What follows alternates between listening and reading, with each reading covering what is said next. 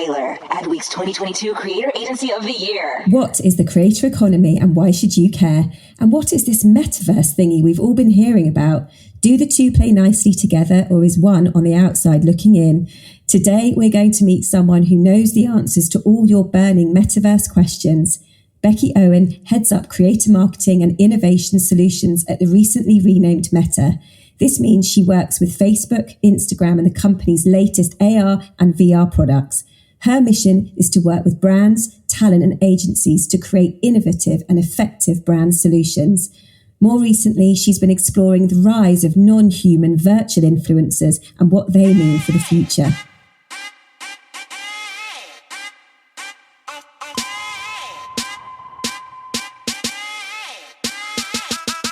Everything is better with creators, the podcast that takes a deep dive into all things creator economy. Produced and presented by Whalar. Whalar, we power the creator economy.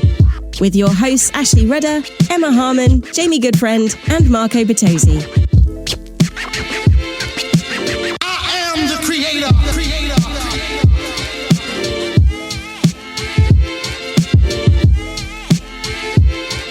And this is fresh.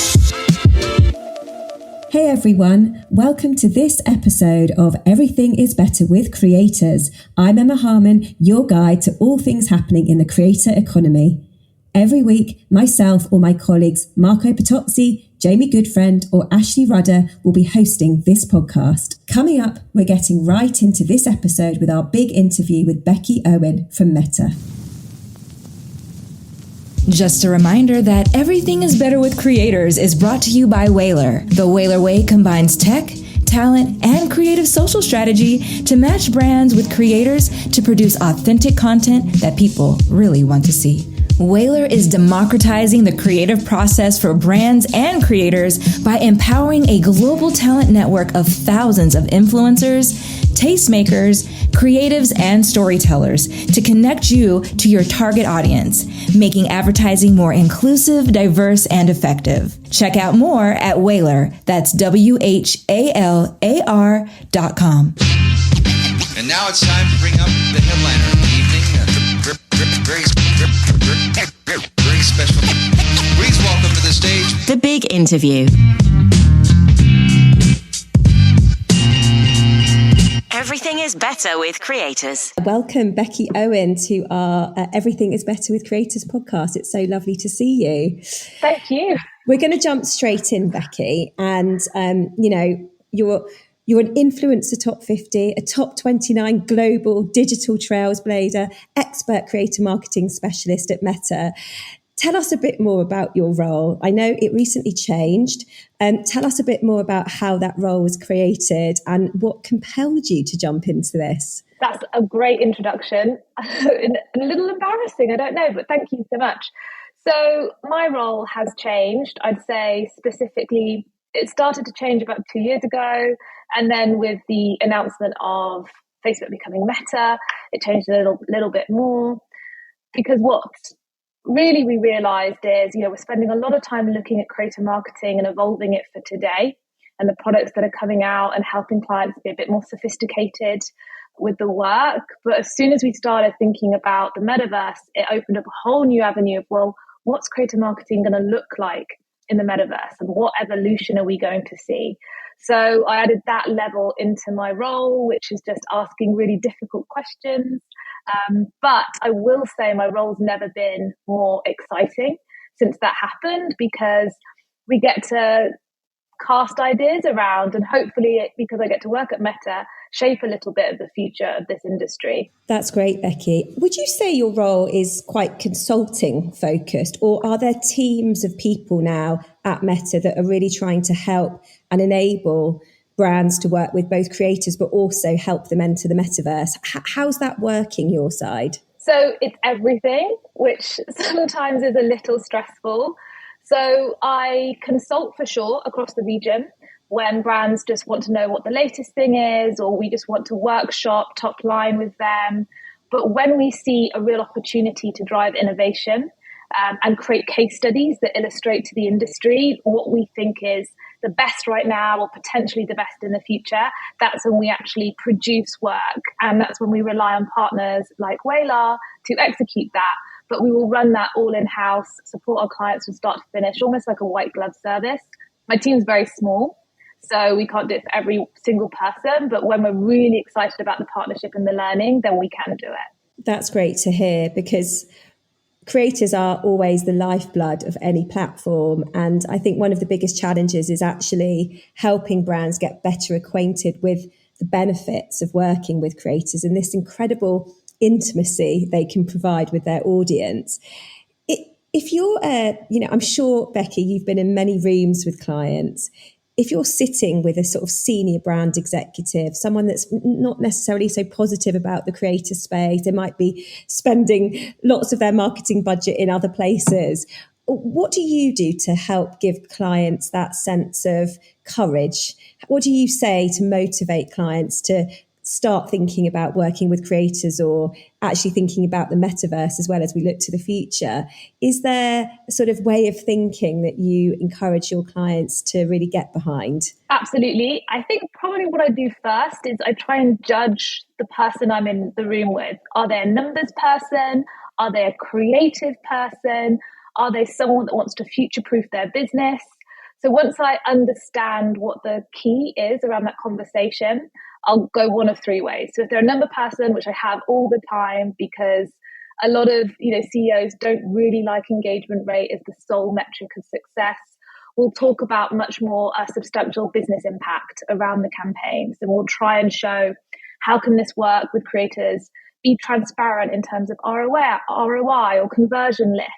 So they really feel a sense of security around that marketing money going somewhere that's going to drive the biggest impact.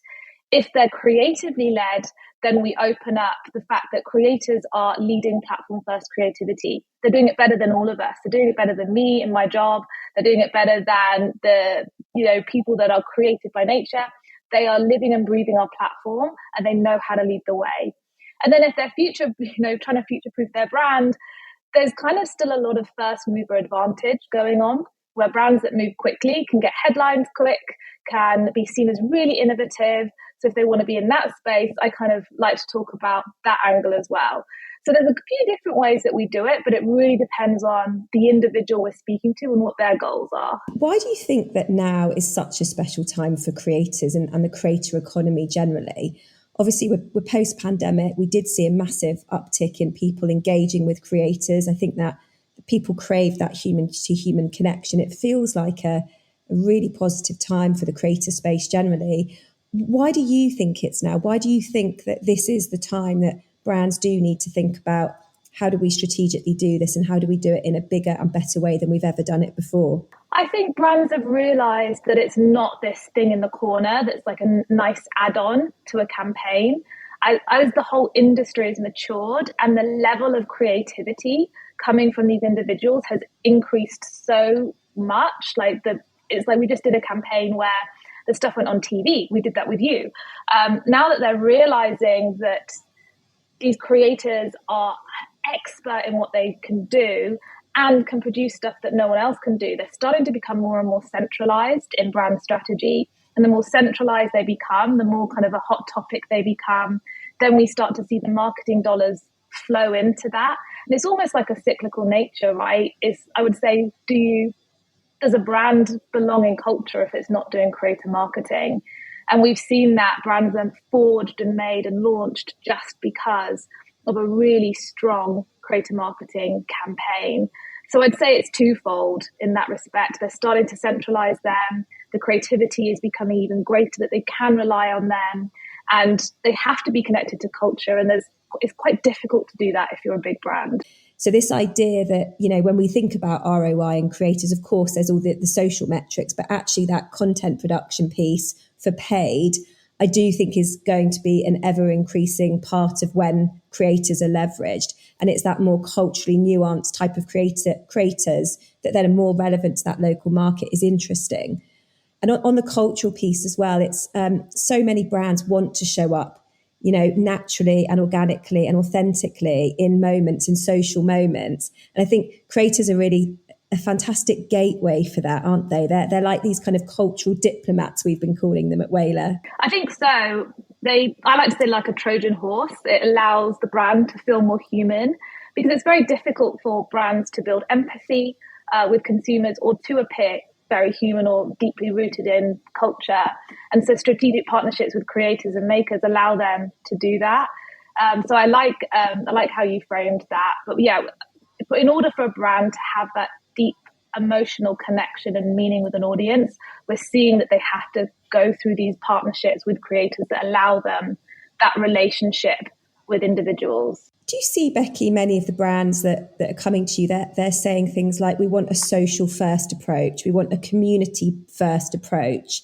Because it feels like the way marketing shifting is that it once was, it was that big broadcast idea that then filtered down to something that sort of was activated in social. Are you seeing many partners really trying to do things differently and build their brands starting with social and starting with creators? Are you seeing much of that happening from your viewpoint? I'm seeing disruptor brands do that because it seems to be the easiest and fastest way to launch. I would love to see more brands think community first. I still think a lot of brands work with creators from a kind of creative output point of view. And I sometimes feel like they miss the role of community that they can bring into that.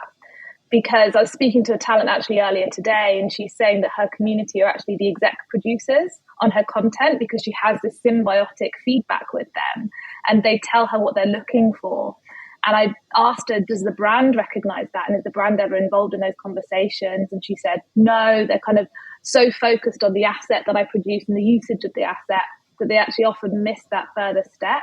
So yes, social first is coming, specifically with disruptor brands, but I would love to see brands be a little bit more focused on that community first angle and then actually work back to the creator, work back to the creative.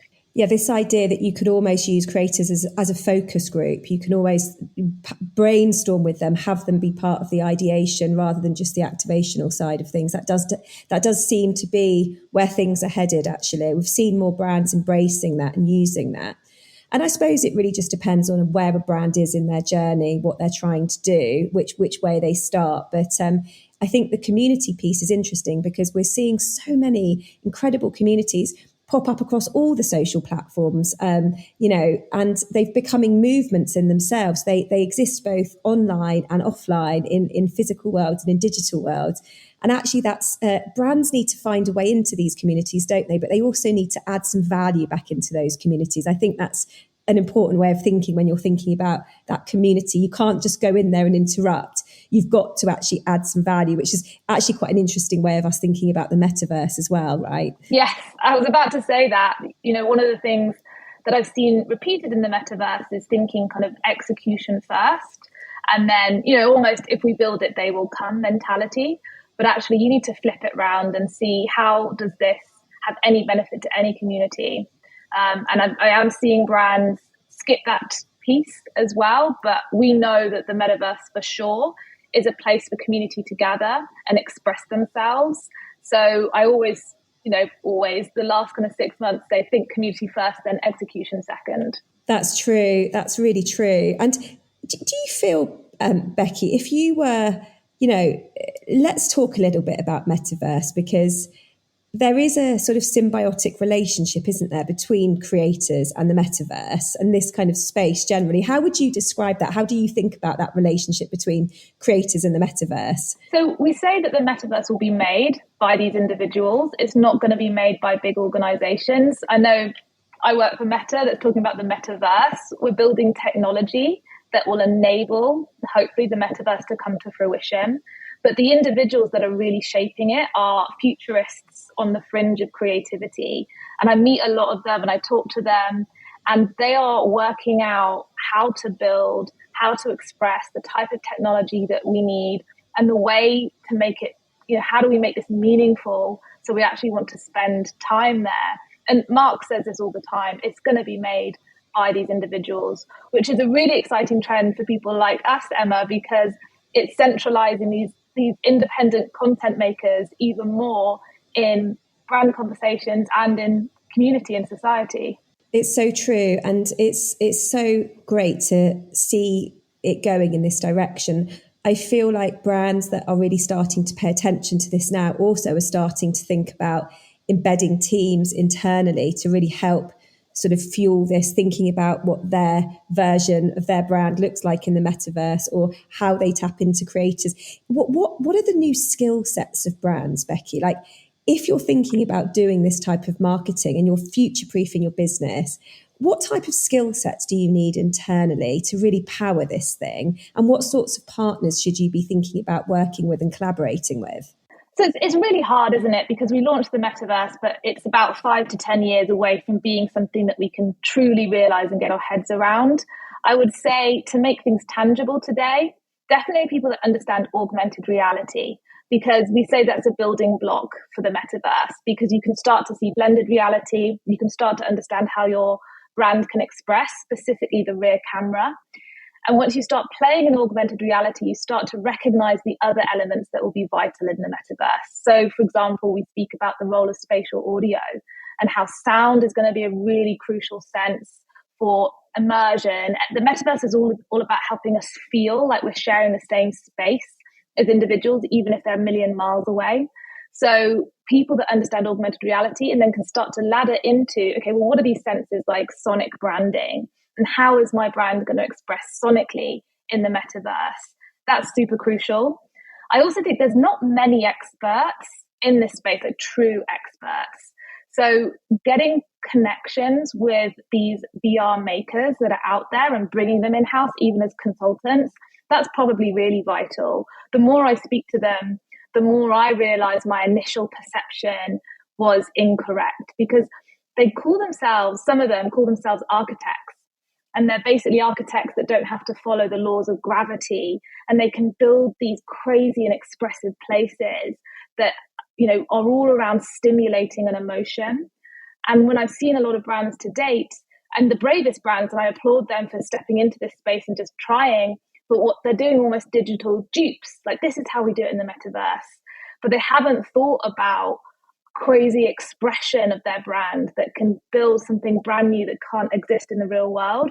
So I really encourage brands to consult with the fringe makers so that you can start to open your mind and exercise new skills that you'll need. Actually, I'd love just to dig into that a little bit more, because we're talking to some clients at the moment and we're always trying to think, okay, so to help clients think in a more long-term way about their brand building. So things can be very short-term thinking these days, but actually if you think, right, where do you want to get to in 5 years? Where do you want to be? And this, of course, is a big question for brands is, if metaverse is going to be the future of our community, of where our customers are going to be and where they want to hang out and be together, what do we need to do to make sure that we're facilitating that? Where do brands really start with that, Becky? Should they come to a Meta and talk to you guys about, the platforms you're developing that support the development of these metaverses? Should they be talking to, as you say, independent agencies? If they want to future-proof their business and even think about what's going to be their community in a few years, where do they start? Is it best place to have a conversation with you guys? Is that something that you're kind of open for business for with brands? Absolutely. So if a brand is a managed partner, they have access to the smart people that are smarter than me, that are shaping thought leadership and concepts and ideas around that.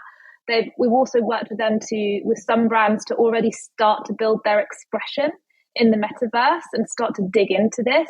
So if you are a managed partner, you should definitely reach out to your rep at Meta and see if you can get a deep dive into this, because we're all about exploring and kind of prototyping at the moment. I wouldn't say we have all the answers, but the best way to do this is just to start. And then, it's the same as my answers, just find out who these people are. And, the other thing I actually think is interesting, Emma, when we had our lunch last week and we're talking about the metaverse and everyone's super keen and excited. And I said, how many people have a headset to explore VR? And of a room, I don't know, it's 40 people, 2 people did. And I find that very interesting, because they're all like, we want to know, how do we future-proof ourselves? Get in the metaverse yourself and start to track your own reaction to it. Measure what you think is fun and engaging and rewarding, and measure what you think is dry and clinical, because you have to understand what you like in order to build things for other people to like. That's so true. And one of the questions we had at our lunch, Becky, was, I'm a food and drink brand. How should I be thinking about the metaverse?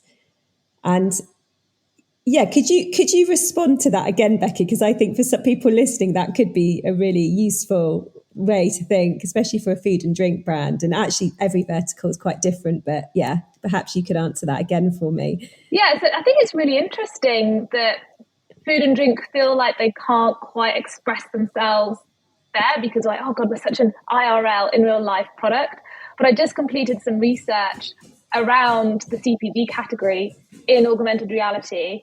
And there's a deep connection in the brain between the sound food makes and our perception of taste and our perception of enjoyment around that. And it's actually probably one of those potent senses you have. So if I were a food and drink brand, I would be like, this is mine to own, because the sound of a bottle opening or a crunch of a crisp or the opening of a packet makes almost like a Pavlovian response, but also because of how the brain is wired, you can really kind of trick the brain into feeling like the presence of a product or the enjoyment of a product, even if you can't taste. I mean, it's kind of like the step before smell-o-vision. I don't know what that would be called in the metaverse, but there's tons of research around that. And for me, that's deeply exciting for a food and drink brand.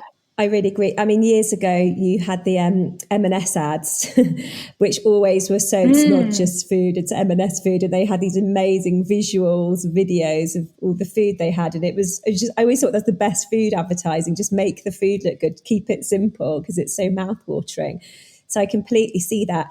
And it's actually, when I've been looking at different metaverses and playing myself on different platforms like Decentraland, Roblox, I've seen a lot of interesting stuff in the fashion space. It seems like luxury fashion has been, really on the front foot of this, whether it's building stores with different brochures or different, catwalks, or they've really embraced it, haven't they? The luxury sector seems like it's quite, leaned into this quite quickly, would you say? Absolutely. And it's interesting that Lux Fashion, they always are on the kind of innovation angle and the bravest, which I always think is interesting because they also protect their brand so much.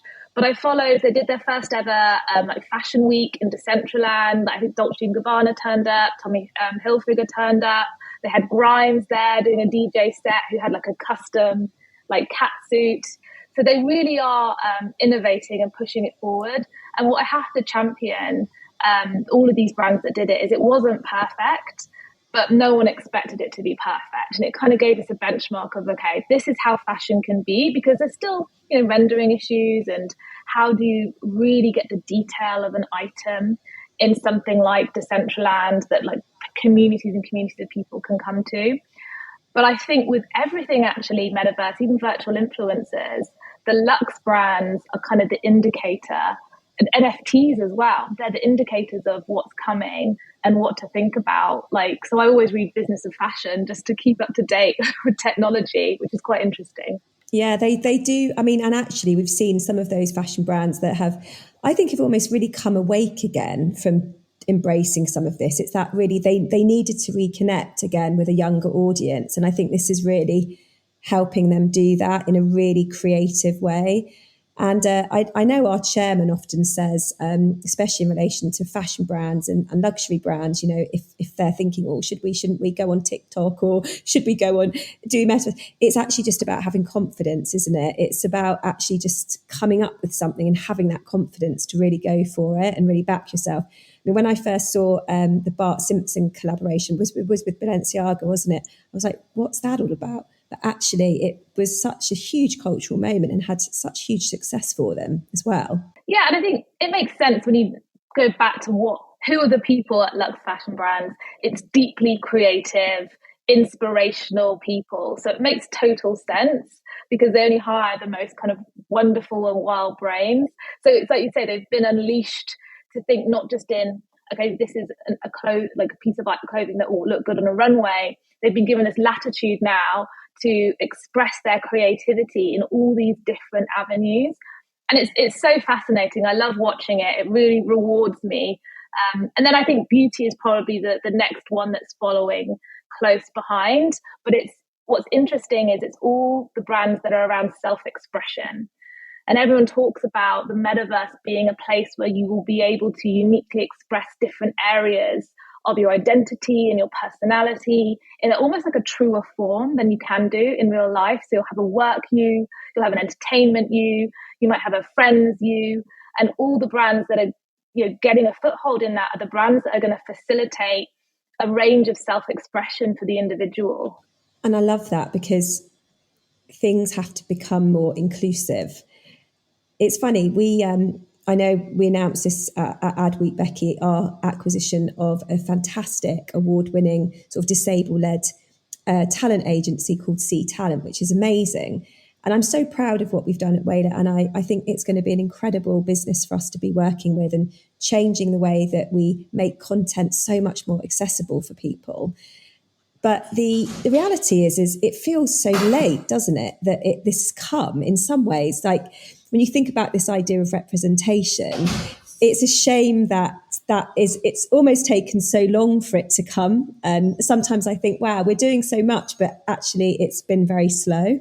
I think the metaverse and the inclusive ways that we can build that going forward, I think that there's some real opportunity there from that perspective. I totally agree. And, I'm so grateful for what Whalar are doing in this space by this kind of partnership, and the fact that I know that by doing this, you're putting a stake in the ground and setting a new standard for how creator marketing should happen. And it's also, you've gone internally at Whalar to really challenge yourself. So you're living and breathing this new standard of accessibility. And so I'm so excited by what you guys are doing there. And I think what we have with the metaverse is we've got a chance to build something fresh, brand new from the beginning, with DEI, accessibility, diversity at the heart. And I think creators are the key to that. Bringing in diverse voices and listening to them first and foremost is what's going to shape it to be a place where everyone feels truly represented. So if done right, we'll create a really great and inclusive place. Fingers crossed. Absolutely. So I love that, Becky, when we're thinking about inclusion and really some of the opportunities for building the metaverse in the right way. As you know, last week at Adweek, we announced our acquisition of an amazing award-winning disabled-led talent agency who represents some amazing talent. And we're so excited to work with this business to really think about how we make sure that all of our campaign work, content, captions, casting, everything is done with a lens of accessibility. And, we think that this is the right thing to do. But sometimes I look back and I think, wow, it's happening, but it's almost happening so late. I mean, it's moving forward, but I regret that some of these things have taken a long time. And why are we only now talking about better representation? But the reality is, I think that this is an opportunity, and particularly the metaverse could be such a unique opportunity for us to really make this the most inclusive space possible. Do you have any thoughts on that? Yeah, absolutely. And first off, I really have to, I love this acquisition of C Talent. I love that these two amazing businesses are merging, and I love that it's setting like a new standard, because you are right. It does feel really late when you look at it in the cold, hard daylight. But Whalar doing this is saying, hey, this is how the industry needs to look at creator marketing. And I know that in order for you to do this acquisition, you also had to look internally and really think about how you are operating. So it's not just a vanity acquisition. You've also changed your DNA to make sure you're living and breathing the mission of this. And so I'm so excited for what that will do and indicate for the rest of the industry. And when we think about the metaverse, absolutely, we're able to build something brand new from the start, and we're able to do it right. So we're able to do it with DEI, inclusivity, accessibility. And this is why I think it's important that creators and makers are leading the way with how we design the metaverse, because we know that creators, they build community, they represent community, they are insight groups into the rich tapestry of everyone. So bringing them in, brands bringing them in and designing for diversity and inclusivity first means that the metaverse hopefully will be a place where everyone feels represented. So it's almost like a second chance in a way to really do things right. Definitely. And I think one of the other questions we had at Adweek was, how do we do this? Who are you consulting with? Who are you going to be working with? How do we make this a safe space for people and a positive space for people, or spaces? And what do you say to that, Becky? Because I know you guys internally have been working with various bodies and organisations to really, as you say, build this right from scratch. Do you have any thoughts on that or ideas around that? Well, the main thing that we're working on is seeking external counsel. So we're working with a ton of regulatory bodies that, challenge us back. It's all around all of these emerging technologies. They don't come with a playbook. So that makes it difficult because you're not given a set of instructions of how to do it. What we've learned is it's all around bringing people that can challenge us and help us ask the right questions and continue to ask the right questions as we shape it. So an example is a piece of work that I just did around virtual influencers, where I consulted with a professor of ethics, a professor of philosophy, someone in responsible artificial intelligence design, who are external experts that could bring what they do into Meta. So when we develop this point of view of how we think we should operate, we're more likely to be designing in the best way possible. And I think for brands that are nervous about this space, it is about consulting the experts that help you learn what are the right questions to ask so you can design people first. The virtual influencer piece you've mentioned is interesting because many people ask, okay, so what would be the point of a virtual influencer? Why would we need that? And, and if we were to have that, who manages it? Where does the editorial come from? Where does the voice come from? What could you respond to that a bit, Becky? Can you help simplify that a little bit for us? What uses of virtual influencers have you seen, and who are the people behind the virtual influencers? Can you shed some light on that for us a bit? For sure. I mean, it's such a complex topic. When I first started looking at it, I was like, this is easy. I understand it. And then every time I look at it, it's kind of grown and blossomed. So there's probably two ways that virtual influencers exist. There are more, but we won't go into that. There's brand owned and creator owned. So creator owned, there's about 200 plus on Instagram at the moment. And that are these are owned by individuals, or some are owned by small production houses that have created a fictional character that tells a story. Some are aliens, some are photorealistic, but they are a fictional character that lives his life through Instagram, and we get to understand what they're about through the kind of captions and content they put on their page. Then on the flip side, you do have brand-owned virtual influencers. So LVMH recently came out to speak about a VI that they've launched. And I think, a lot of people have a lot of questions, like you said, what's the value? Why would we have a VI when we could have a real person? Brands are interested in this space right now because it is a first mover advantage. They're getting headlines, they get to connect to innovation, they get to, not be limited by creativity, so they can build anything. So the LVMH VI, I saw an image and her whole body was tattooed in the logo of Louis Vuitton. So creatively, it's like this blank space.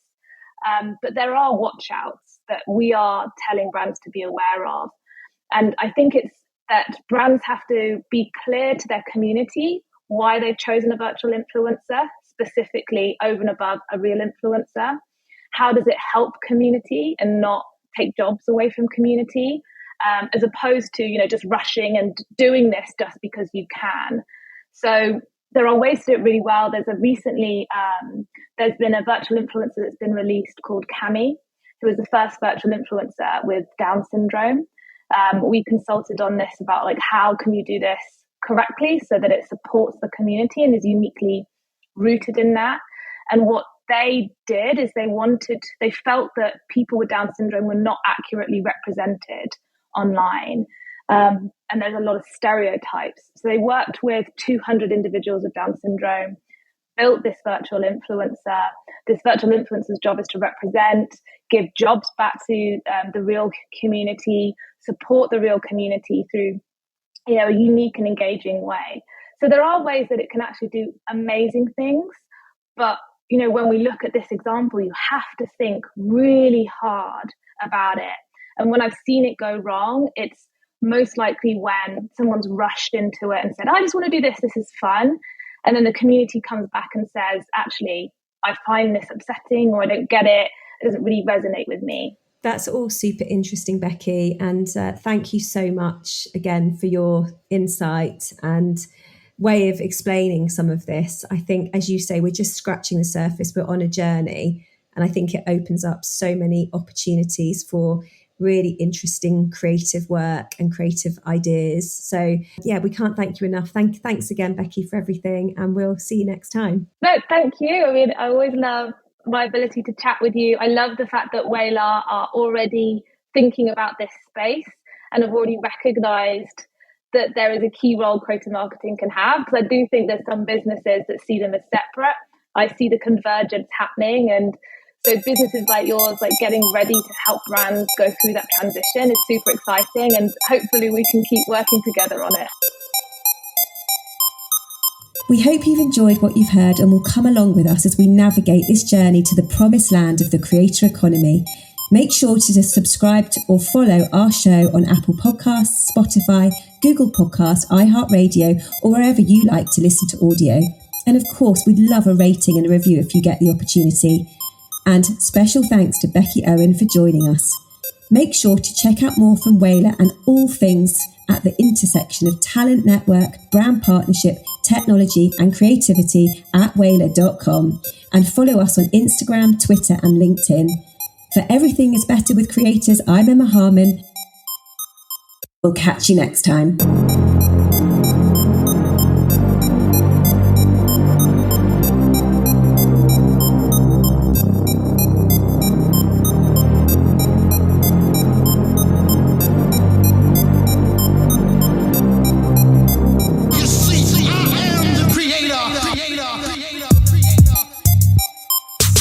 Everything is Better with Creators is produced by Whalar.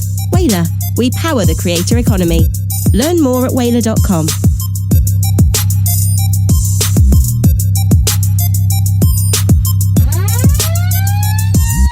Whalar, Adweek's 2022 Creator Agency of the Year.